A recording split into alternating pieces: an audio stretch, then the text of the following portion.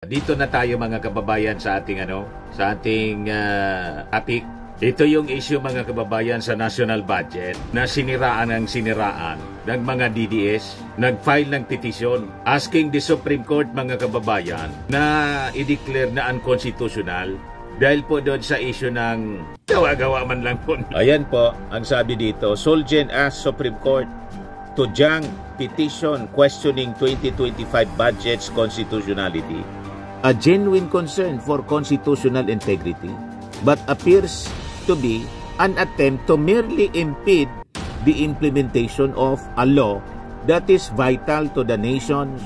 Galit po ang kampo ng mga Duterte sa ayuda. Ayaw nila na tumutulong yung ating gobyerno sa mga mahirap. Anong klaseng mga tao ito? Bakit ayaw nila? Nagbabagang mga balita at pagtalakay sa mga isyu ng lipunan. Bulsa! Opinyon, banat at paglalantad sa katotohanan. Bulsa! What you see is what you get. You decide. Yung time muna po tayo. Kwentong katatawanan before natin pag-usapan yung mga seryosong topic. Padala to ni Catherine Digino.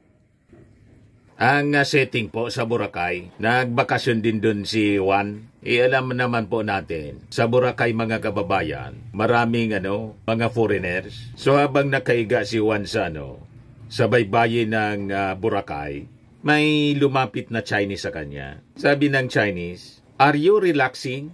Nakaiga kasi si Juan, papasarap, sunbathing.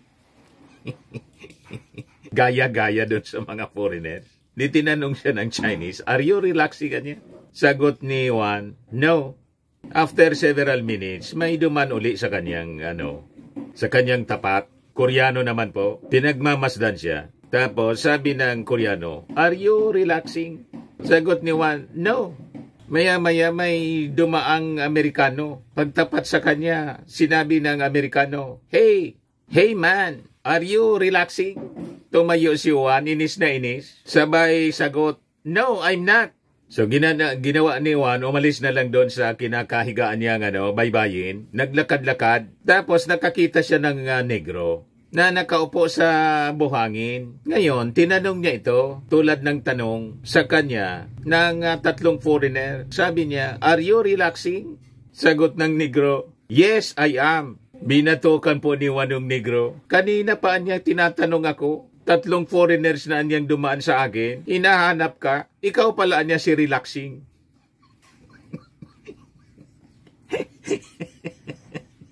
Nandito ka lang pala niya. May naghanap sa'yo tatlong foreigners.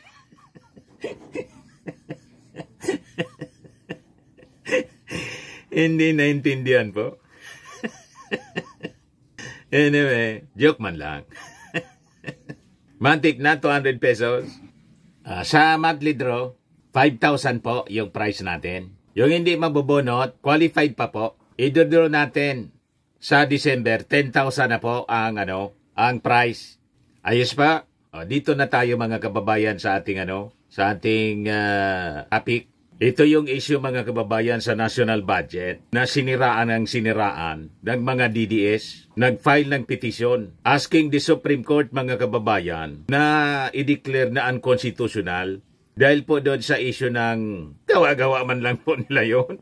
Blank entries daw po. Sabi ng ating Pangulong Bongbong Marcos, pati ng mga congressmen, maging yung mga senador, wala man yan kaming nakitang blank entries. Ang nagsasabi man lang po, yung kampo ng mga Duterte. Kasi ginawa nila itong issue para siraan yung ating Pangulong Bongbong. Tinanggalan kasi ng confidential fund si Sara Duterte. Kaya gustong tablahin po yung budget. Ganon lang po. O ngayon, ibigay ko sa inyo mga kababayan yung naging argumento ng Solicitor General natin. Kasi siyempre, may final na petisyon, yung Supreme Court naman po, hiningan ng argumento yung ating gobyerno. Ayan po, ang sabi dito, Solgen asks Supreme Court to junk petition questioning 2025 budget's constitutionality. Dapat man talaga pong ibasura. Tama ito na petisyon na final ng Solicitor General. Yan o. Yung sabi rito sa balita ng Philippine Star, in an 89-page comment dated February 27 pa pala to, pero ngayon lang nilabas. Argumento mga kababayan ng Office of the Solicitor General na ito anyang petition does not meet the requirements for judicial review, citing lack of an actual case or controversy and other procedural deficiencies. Sabi ng Solicitor General, ito anyang petition before this honorable court does not present a genuine concern for constitutional integrity, but appears to be an attempt to merely impede the implementation of a law that is vital to the nation's progress and well-being of its people. Ang intensyon man lang po, sabi ng Solgen, i-discarril yung mga programa ng ating Pangulong Bongbong Marcos para may issue sila. Tama ba? Kasi nainggit lang po, mga kababayan, massive po yung implementation ng mga napakalalaking mga projects. Ayaw nila na magtagumpay po ang ating administrasyon. Kaya ginagawa nila ito. Yan ang punto na binitawan ng Solicitor General. Merely to impede the implementation of a law that is vital to the nation's progress and well-being of its people. Galit po ang kampo ng mga Duterte sa ayuda. Ayaw nila na tumutulong yung ating gobyerno sa mga mahirap. Anong klaseng mga tao ito? Bakit ayaw nilang tulungan yung mga mahihirap? Kasi ginagamit daw sa politika. Wala pa man po yung eleksyon, malayo pa yung eleksyon. Pagkasimula pa lang, mga kababayan, pagkaupo pa lang ng Pangulong Bongbong Marcos, nakakasana, ginagawa na po yung mga programa na pagtulong sa ating mga mamamayang mahihirap. Galing naman nga po dito sa amin, sa Bicol Region, tuwang-tuwa yung mga Bicolano, kaya sigurado 12-0 dito. Yun ang inaasahan. Natunaw na yung mga kakamping dito po sa Bicol. Mismong lugar niya, ni Leni Robredo. Dinumog po yung rally ng alyansa ng para sa bagong Pilipinas. Kaya yung PDP laban, hindi man po makaipon ng tao dito sa Pilipinas, pumunta ng Hong Kong. Kakampanyahin yung mga Chinese. Nandun sila sa Hong Kong ngayon po, yung PDP laban. Di ba niya, Mr. Maravides, may mga Filipino man doon. Mas marami dito siyempre sa Pilipinas. Kunti man lang po sa Hong Kong. Ikumpara mo sa butante sa Pilipinas. Ano ba? Yung mga taga rito sa Pilipinas mismo, hindi na nila mauto. Doon sila mga kababayan sa mga OFWs nangangampanya. Si background, ang petition po, final ni Congressman Ongab at ni dating Executive Secretary Vic Rodriguez. Illegal daw and criminal yung ating budget. Tinawag na illegal. GAA nga po, batas na. Paano naging illegal yung GAA? Illegal daw yung ginawa ng mga congressmen. Tingnan natin kung ano yung magiging desisyon ng Supreme Court. Yan yung mga aligasyon nila. May mga blankoan niya. Sabi po ng Congress, yan ang yung mga blank spaces were not part of the enrolled budget bill sent to the President or signed or the signed GAA. Sabi po ni Acting Chair Estela Kimbo, the blanks niya appeared only in the bicameral conference committee report and were merely a computational matter handled ministerially by technical staff. So yun din po ang reiterate ng Office of the Solicitor General, saying that only the signed national budget is binding, whereas any previous version niya of the budget is not actionable. Yung Kongreso niya has faithfully exercised its mandate to appropriate public funds in a strict accordance to the Constitution, contrary to petitioners' unfounded insinuations. Congress has not in any manner abdicated its constitutional role. Alaman na niyang katotohanan yung mga sinasabi ng petitioner, sabi ng Office of the Solicitor General. Ngayon, sa issue ng zero subsidy sa PhilHealth, argumento po ng Office of the Solicitor General that the lack of PhilHealth subsidy niya does not infringe on the people's right to health, as the state insurer can still fulfill its mandate to implement health laws. Ngayon mga propaganda nila, zero budget daw sa PhilHealth. Paano maging zero budget yung PhilHealth na yung PhilHealth dati nang may budget? Sobra-sobra pa yung budget ng hindi nga ginagamit. 600 million, hindi nila ginagamit. Kaya nga ngayon, dahil sa controversy yon, napalawak pa nga yung coverage ng PhilHealth ngayon. Kasi may sarili silang pera. Ang siniro po yung subsidy galing sa gobyerno. Kasi ang subsidy binibigay kung ang isang entity or agency kulang sa budget. Sobra-sobra yung budget. Bakit mo isusubsidize ang isang agency na sobra-sobrang pera?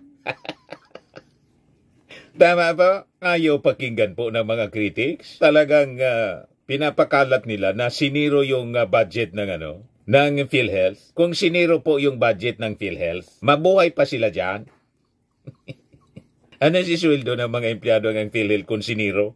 Naintindihan na ninyo? Yung subsidy, kasi ang subsidy, ibinabudget ang subsidy kung kulang yung pondo. Kung sobrang pondo, bakit mo isusubsidize ang agency na sobra-sobra ang pera?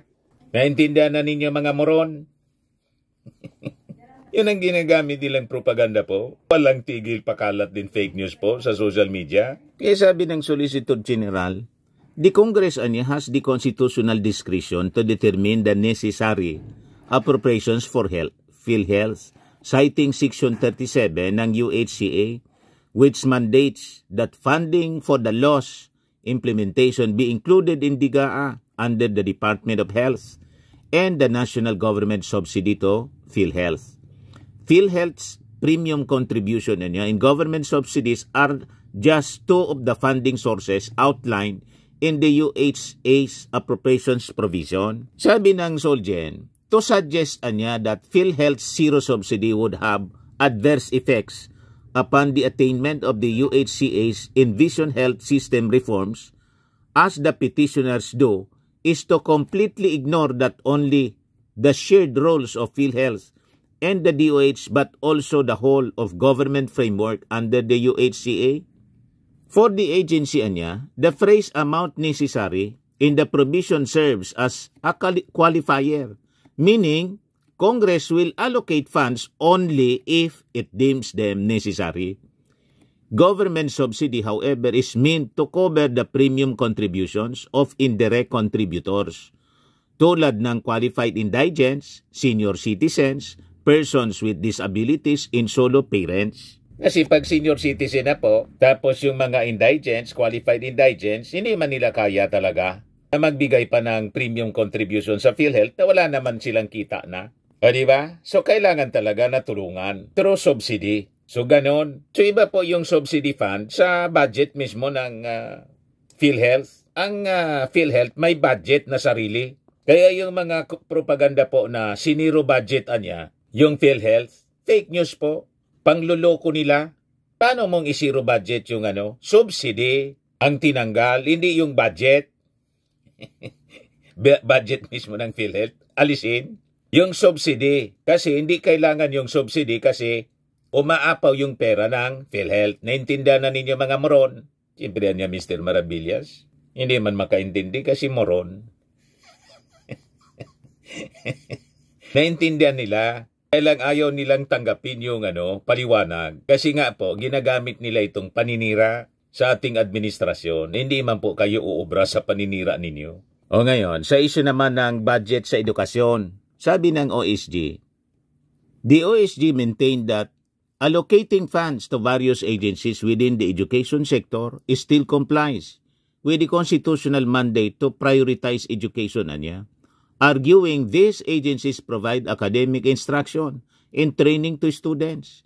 The term highest budget priority does not necessarily equate to the highest budgetary allocation, so as to give the education department the highest budgetary allocation compared to other government sectors. For as long as the education budgetary requirement is first covered, Congress is free to allocate funds depending on the imperatives of the national interest and for the attainment of other state policies or objectives. The Supreme Court on Wednesday, March 6, ordered Kimbo and members of the Technical Working Group to appear at the oral arguments for the petition on April 1. And because of that order from the Supreme Court, tuwang-tuwa na naman po yung mga DDS. O ayan niya, pinapaliwanag na. That's normal po. Siyempre, may petition laban sa budget. Yung acting chairman ng House Committee on Appropriations, siyempre, uutusan po ng Supreme Court na magpaliwanag, alangan man hindi ipatawag.